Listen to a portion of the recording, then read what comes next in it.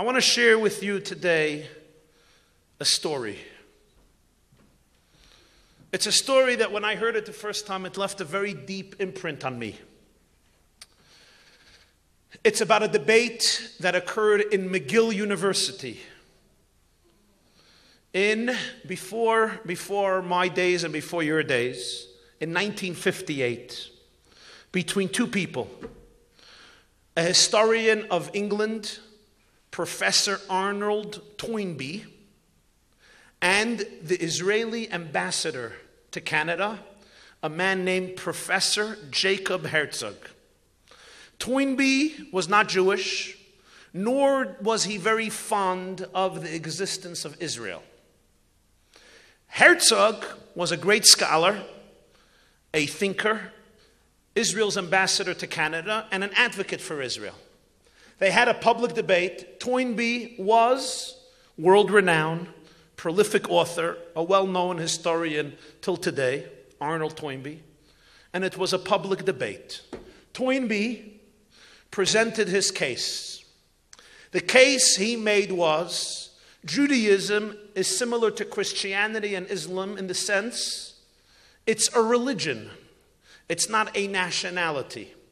Just as a British Christian or an Australian or Italian or an American Christian share different nationalities but the same religion, Jews are the same. You can have a Jew of Australia, a Jew of the United States, a Jew of Russia, a Jew of Canada, Ottawa. They share the same religion, but they're not of the same nation. You are a Canadian, I'm an American. You are a Russian, I'm French. He's Italian, she's Australian. And therefore, they're not entitled to a homeland. A homeland is not for a religion. A homeland is for a people, for a family, for a nation. And Jews are not a nationality, they're a religion. This was Professor Toynbee's argument in 1958. You have to understand that Israel has been forced to defend itself from the day it was created, as it still is forced to defend itself more than 6 decades later. Professor Herzog gave a response to Toynbee that was unforgettable. I'm going to paraphrase his response, albeit in my own words, but the concept is his. But for you to appreciate the response and the story he told as a response, I have to raise this question. Because this is an important question. And the question is this: how did we, our people, survive? What do I ask this question? What do I mean? How did we survive? Mark Twain penned a very, very famous piece in Harper magazine in the late 1800s. And he asked a question to which he had no answer. His question was this: the greatest empires and civilizations have been relegated to the dustbins of history. Where is ancient Egypt today? Where is ancient Assyria, Babylonia, Persia, the Greek Empire, the Roman Empire, the Byzantine Empire? They are in Wikipedia. Mighty, mighty nations, civilizations that ruled half the world, for some of them for hundreds of years.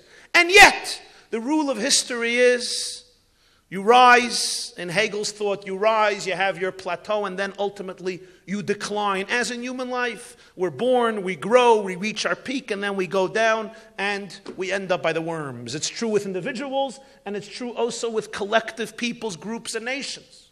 Now here you have an exception, called the Hebrews, a tiny nation.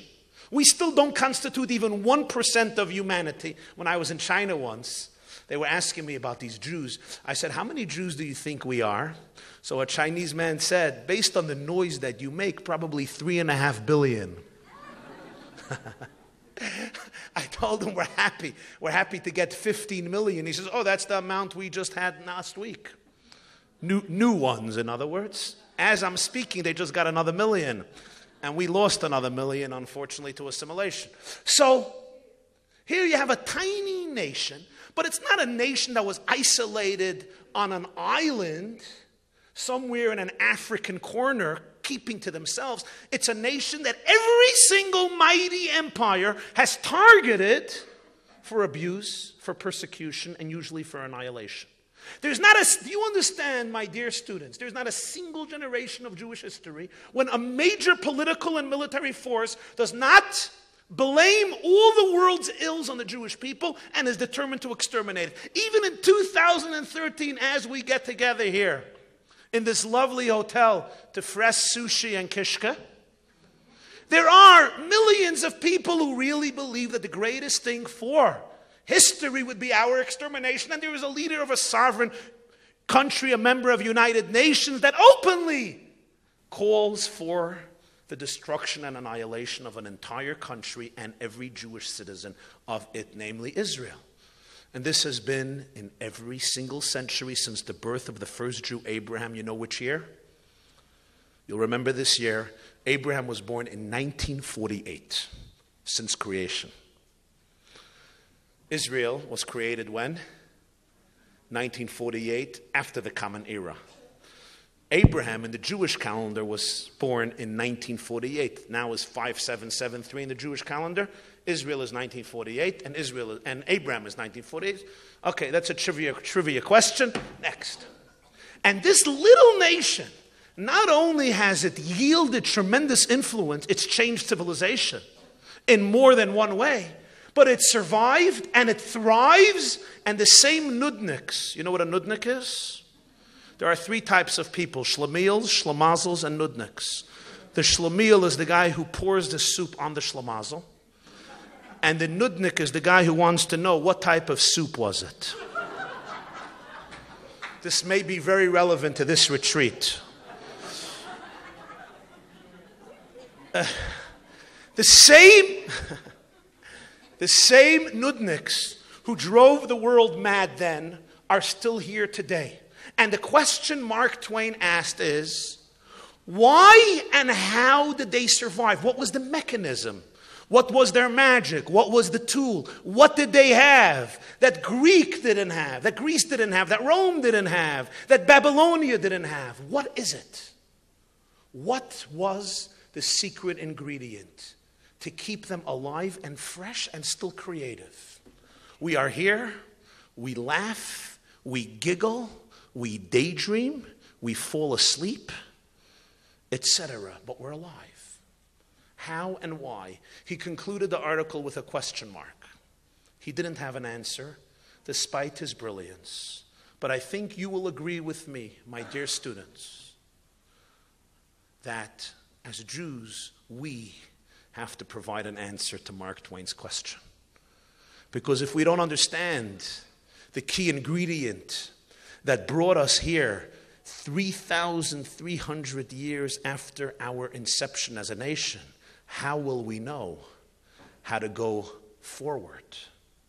If we don't appreciate what it was that brought us to this point, how do we know how to forge ahead?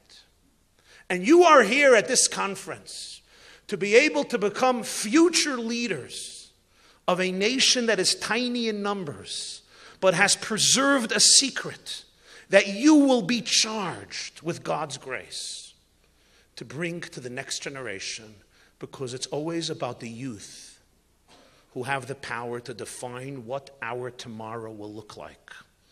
Never underestimate your gift and your indispensable value to thousands of years of our history. An entire nation, millions and millions of souls that lived in the past 4,000 years look down at you. And in a silent whisper, I can hear them beseeching you, each and every one of you, to figure out what was the ingredient that Mark Twain lacked understanding of, so that you can make the fateful decision of how to forge ahead. And here I ask you today, at the opening of the Sinai Scholars Conference here at the National Jewish Retreat of August 2013, what is the answer to Mark Twain's question, how did we survive? Now, if we would be having a science class and doing a scientific experiment, and I don't mean to bring nightmares back from high school, but if I am, you could start daydreaming, as you have done in high school, and some of you have done in college, and Jews do during my speeches all the time. and then you'll come back whenever you're ready. You're welcome to come back and return at your convenience, at your luxury. You could take a first-class ticket to Australia and knock yourself out in your daydream as you wish. You can fall in love with whoever you want as long as you come back to reality, and I will be here to give you a hug as you sober up. So, if we would be doing a scientific experiment and we ask this question, we see an object that survives through various climates and various situations and circumstances. And we want to understand what are the key features of its survival. What will the scientist, what will the researcher look for? He will look for what we call the constants. He will look for the character, or she will search for the characteristics that are always present. For example, if you see something that survived for 500 years under difficult conditions, you will not attribute its power of endurance to a temporary characteristic that was sometimes present and sometimes not present, because that cannot explain logically the power of its endurance during the times when it lacked that characteristic. Rather, you will search for something that was with it forever throughout the entire period of time, and then perhaps you can attribute its survival to that. And if you have 3 such features, now you have to research which one is essential and which one is not so consequential. If you only have 1 feature that is a constant and everything else changes and fluctuates, it's logical and objective to assume that we have to credit the power of endurance to that constant feature. And here I ask you a simple question. We are a nation. We're all children of parents who are children of parents back. Although sometimes we get very self-centered and we see our mothers and fathers as annoying or worse, nonetheless, we come from somewhere. Thousands of years back, is there one characteristic that has been with the Jewish people from the day we became a nation 3,500 years ago, and accompanied us as a people constantly through thick and thin, good times and bad times, through our exile, through every country in the world, until this very day as I stand here in front of you? Or there is not even one constant. If we could find 2 constant features, then we have to ask the second question. Which one should we credit with allowing us to survive? If there's only 1 feature, logic is probably to attribute it to that feature. So we ask, and we go straight to what would seem the most logical. What keeps a nation together? A homeland, a nationality. We're Americans, those who are Americans. We live in the United States of America. The Canadians among us live in Canada. Yes, we like you, don't worry.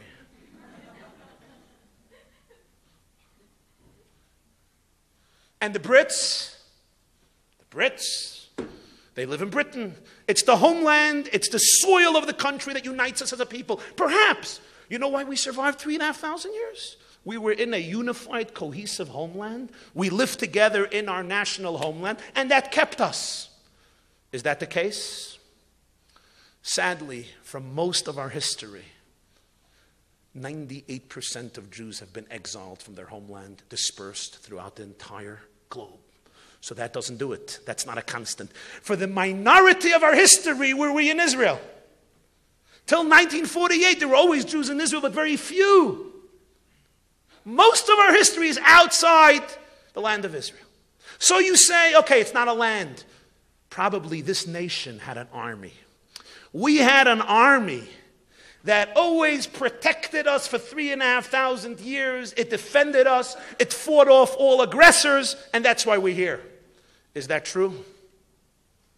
Unfortunately, for most of our history, we were defenseless. Thank God today Israel has a strong army, the IDF, and we pray for them. But unfortunately, for most of our history, we were scattered without any army defending us and protecting us. So you might say, what is the binding factor of Jewish history? Culture, Jewish culture. But if you know anything about Jews, you know that Jewish culture varies from milieu to milieu. Jews basically adopted the culture of their hosts. Some Jews don't even know what gefilte fish is. Some Jews don't know what schug is. The culture of Yemenite Jews is not the culture of Ashkenazic Jews. The culture of Iraqi Jews is completely not the culture of German Jews. Culture of Polish Jews, Ostjuden, is not the culture of Spanish Jews, Sephardic Jews. Different cultures. Perhaps it was language. A language holds a people together. Is there one language that all Jews spoke in the past 3,000 years? Absolutely not. Most Jews, for most of our history, didn't even know Hebrew.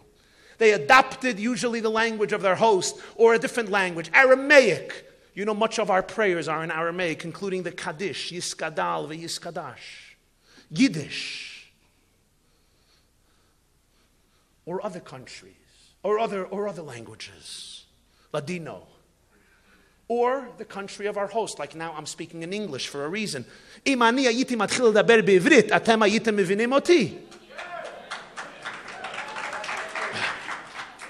you for the applause, but can you repeat what I said?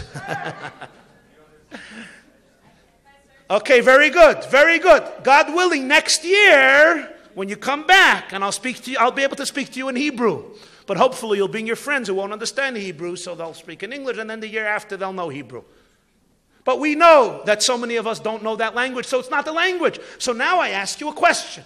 Is there one characteristic that has accompanied your people, our people, for the last 3,500 years continuously? If it's not a homeland, and not an army, and not a culture, and not a language, and not a particular type of food, is there anything or maybe nothing?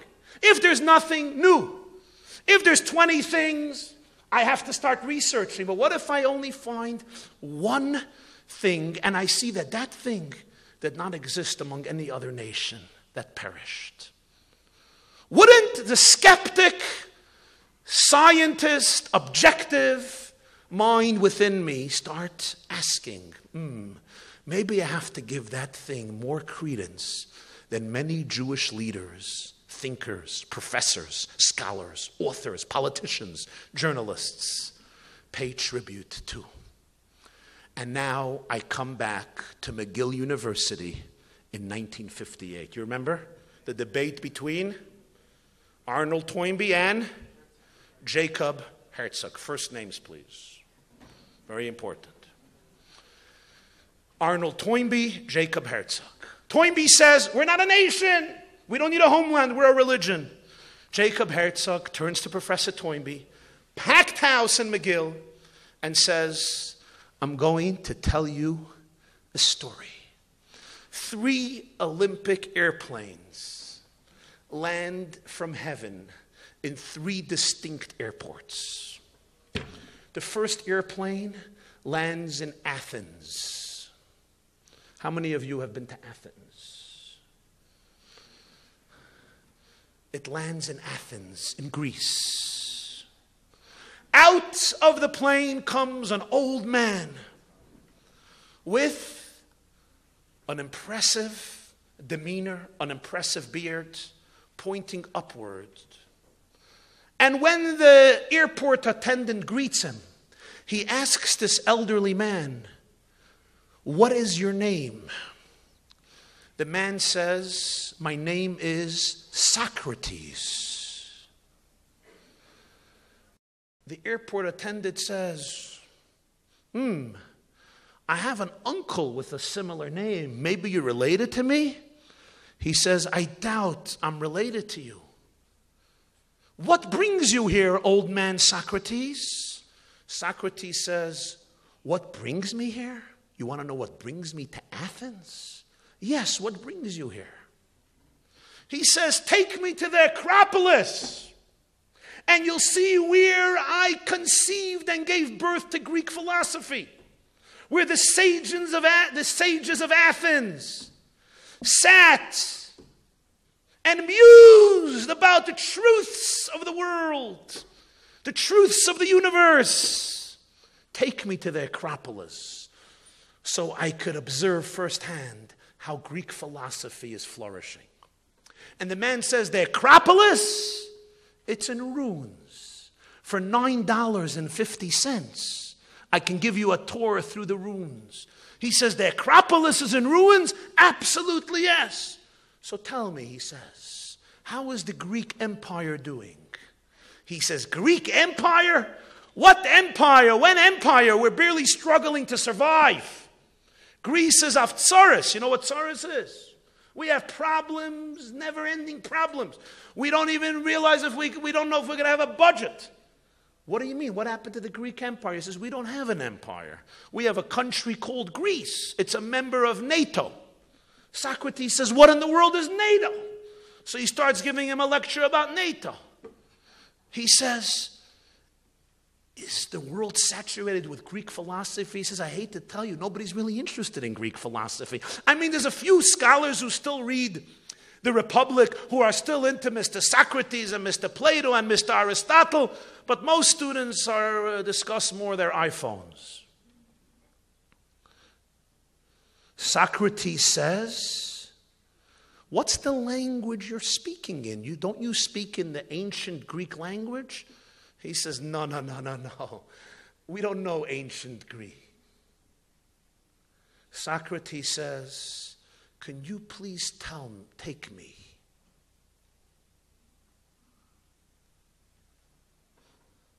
to the temple of Zeus? He says, what's Zeus? The temple of Zeus, the god Zeus. He says, we don't got no god Zeus. So what do you have? Who do you worship? He says, we have the Greek Orthodox Church. He says, what's the Greek Orthodox Church? He says, don't you know about the church? No, Socrates says, what's the church? He says, Christianity, Jesus. You don't know these things? No, Socrates says. I don't know about this. I know about Zeus. This is not my Greece. This is not my Athens. I am out of here. He gets back on the Olympic plane and he bids farewell to a glorious past that is no more. A second Olympic airplane lands in Rome, in Italy. An old man, impressive posture, walks out. You can see he's a statesman and he's fearless. The airport attendant approaches him and says, welcome to Rome. What is your name? The man says, Julius Caesar. Julius Caesar. Ah, like the Caesar salad. You made the Caesar salad? He says, what Caesar salad? Caesar, the Caesar of Rome. Tell me, how are the Roman Caesars doing? How is the Roman Empire? He says, Mr. Julius, I don't know how to break this to you. There are no Caesars already for 1,500 years. And no Roman Empire. He says, so what is Rome? Rome is a city. Where? In Italy. What's Italy? It's a country. It's a member of NATO. What's NATO? He gives him the NATO lecture, founded in 1946, blah, blah, European Union. He says, tell me, can you take me to the steps of the Senate? He says, why do you have to go to the steps of the Senate? He says, I have endured a lot of agony on the steps of the Senate. Et tu, Brute, then Caesar falls. I want to revisit it. He says, there's no steps of the Senate. It's destroyed for more than a millennium. He says, take me to the Colosseum. He says, for $8.50, you could see the ruins of the Colosseum. Take me to my gladiators. He says, gladiators, $7.25. You could see the ruins of the gladiators. Take me to my circuses and gymnasiums. They don't exist. So what do you have in Rome? We have the Vatican. He says, how is the Roman Empire doing? Does the world still tremble when they hear the name Rome? He says, I don't know how to break this to you. Rome is just a city. Some tourists come to hear the Pope. He says, what's the Pope? The Pope is a guy who believes you have to be celibate. In the original text it said celebrate. but he read it as celibate. They don't get married. Whatever. He gives him this spiel about the Pope. He says, take me to worship the God of Jupiter. He says, there's no God of Jupiter. I told you there's a Pope. Caesar looks at him and says, why aren't you speaking to me in Latin the way I speak to you? He says, sir, Mr. Caesar, nobody speaks Latin anymore. There's a few PhDs who do Latin. We speak other languages. Here we speak Italian and we eat pizza and pasta. You want pizza? I can give you some pizza. And Julius Caesar looks at him and says, this is not my Rome. I'm out of here. He gets on the Olympic plane and he leaves. A third Olympic plane lands. You know in which city? Tel Aviv. Ben Gurion Airport. As some of you just landed a little while ago. Israel Inks. Me included. But we didn't get the Olympic plane. We got a different plane. Here's an Olympic airplane. Lands in Ben Gurion Airport in Tel Aviv. An airport employee runs up the steps. An old man walks out. He looks at the old man and he says 2 words. What were the 2 words? Shalom Aleichem. Peace unto you. And the old man gives him a hand and says 2 words. Aleichem Shalom. Unto you peace. The airport employee looks at him and says, what's your name? Ma shimcha. What is your name? And the old man says, my name is Moshe. Moses, Moshe. And the airport employee says, hey, Gamani Moshe. My name is also Moshe. Shalom Aleichem. Moshe, give me a hug. You want a lafa? You want lafa? We have lafa here, Moshe. With chips, with falafel balls. Harif, yeah, good, more chips. 19 shekel. He says, the airport employee says, Moshe, where are you from? And the old man says, I'm from Egypt. And the flight employee says, and I am from Tbilisi, Georgia. Tbilisi. I made Aliyah 7 months ago. I came here. They already ripped me off. These Jews. I'm from Tbilisi. You're from Egypt. Wow. Moshe from Egypt. What brings you here? And Moshe from Egypt says, it's my land. Moshe, have you been here? And Moshe from Egypt says, no. So Moshe from Georgia says, so why do you call it your land? He says, because I dreamt a lot about this land. I worked tirelessly for this land. I made it to the border of this land. But I never entered into the land. But it's my land.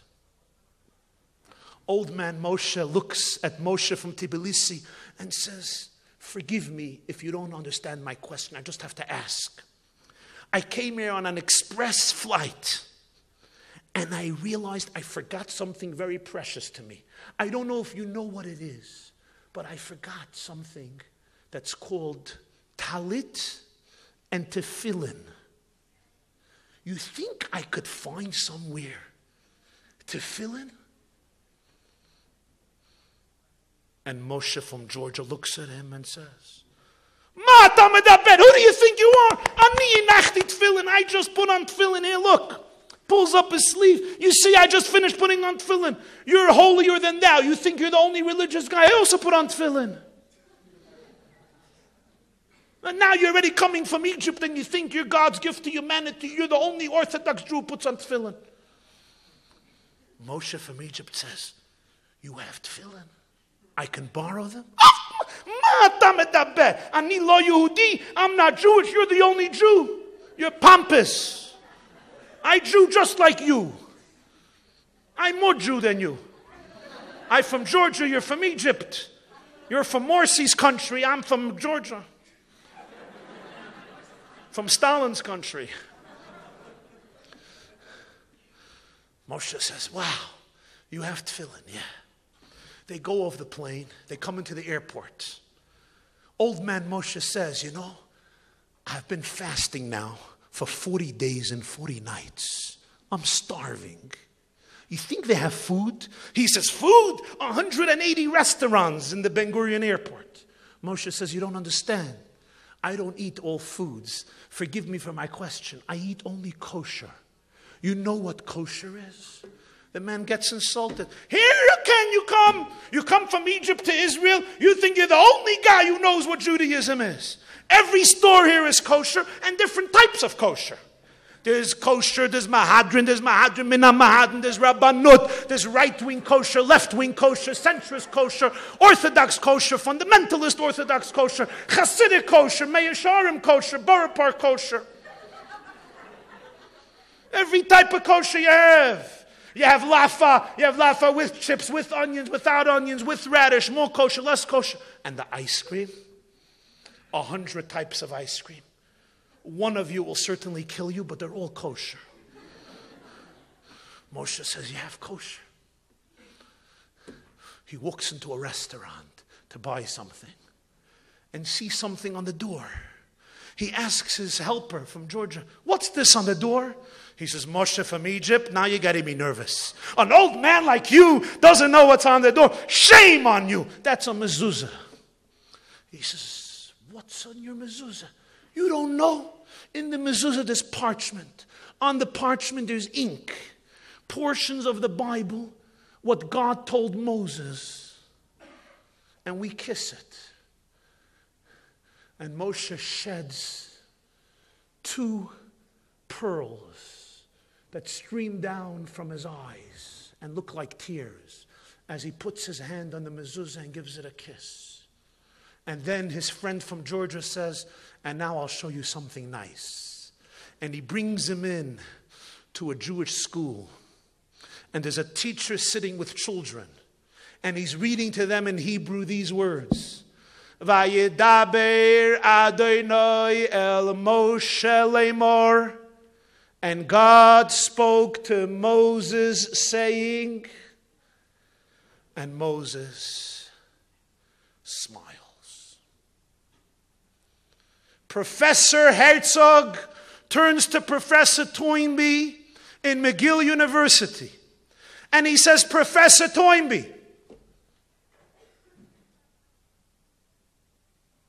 Socrates, the greatest Greek philosopher who ever lived and one of the greatest minds in human history. Julius Caesar, the most celebrated Roman general, Caesar and statesman, come back to their native countries. The countries that you call nations, nationalities, the countries upon which you confer the attribute of a homeland. Caesar comes to Rome. Socrates comes to Athens, to Greece. They don't speak the same language. They don't have the same faith. They don't share the same lifestyle. They don't worship the same God. They don't have the same rituals. They lack the same culture. They don't have the same interests. They don't have the same convictions, passions, ideals, and values. There's almost nothing of the Greece of today that mirrors the Greece of yesteryear. There's almost nothing in the Rome of today that mirrors the Rome of yesteryear. And yet, you call Greece and Italy authentic nations. Moses comes to Tel Aviv today. The same language, the same faith, the same heritage, the same traditions, rituals, commandments, the same lifestyle, the same culture, the same mitzvot, the same education, the same commandments, the same trends and patterns and values and faith. The same Shabbat, the same mezuzah, the same tefillin, the same kosher, the same Torah of 3,500 years ago still there? That's not a nation. Professor Toynbee, if Israel is not a nation, if the Jewish people are not a people, then you, Professor Toynbee, you tell me what is a people? What is it that constitutes a nation? Toynbee was for once in his career silent. This is the answer to Mark Twain's question. There was one feature that accompanied us. What is it? It's called the Torah and its mitzvot. Yiddishkeit. For 3,500 years, from New Zealand to Peru, from Russia to Galicia and Hungary, from Western Europe, Central Europe, Eastern Europe, South Africa, North America, South America, wherever Jews were, good times, bad times, exhilarated times, horrific times. They did not, unfortunately, have a homeland or a language or an army or a culture. But they preserved and they celebrated the Torah and its daily mitzvot. Day in, day out, with self-sacrifice and commitment, and they bequeathed it to their children and youngsters and grandchildren with love and dedication. Wherever they were and under all circumstances. The skeptic scientist, when studying Jewish history and asking Mark Twain's question, what are the ingredients that can explain the mystique of our eternity? And we see there's one thing, namely, one feature that was always there, the Torah and the mitzvahs. Brings, I believe, an objective mind to ask this question, if that is the key ingredient. What is the most important ingredient that we as a people need in order to write the next chapter of Jewish history with pride and dignity and joy? And the answer is, what your students, what you are doing right here today, coming together to study, to explore, to climb the ladder of Jewish wisdom and the celebration of Jewish life. So today, that torch is handed over to you. And we say, go and march on the road of your people, an eternal people. Thank you very much. Click subscribe to see more exclusive content for the most sought-after Jewish speakers, teachers, and thinkers.